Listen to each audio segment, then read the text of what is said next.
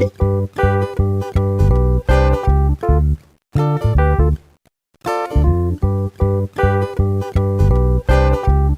consacrons cette minute de l'expert aux maturités et aux équilibres dans les vins.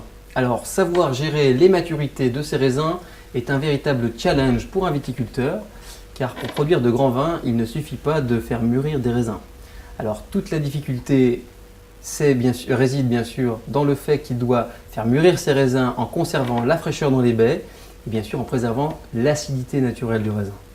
Alors, lors des maturations des baies, juste avant la vendange, la courbe des sucres, elle monte plus ou moins rapidement en fonction des températures et de l'ensoleillement, alors que celle de l'acidité chute. Le juste équilibre entre sucre et acidité est donc primordial pour obtenir des vins très équilibrés. Et bien sûr, là, l'effet millésime prend tout son sens parce que, en fonction des couleurs, vin blanc et rouge, on n'a pas besoin forcément des mêmes degrés de maturité, des mêmes équilibres. Alors ainsi, les rouges exigent un petit peu plus de soleil et donnent des meilleurs résultats dans les millésimes solaires, alors que les blancs, eux, sont parfois meilleurs et plus équilibrés dans les millésimes un peu frais.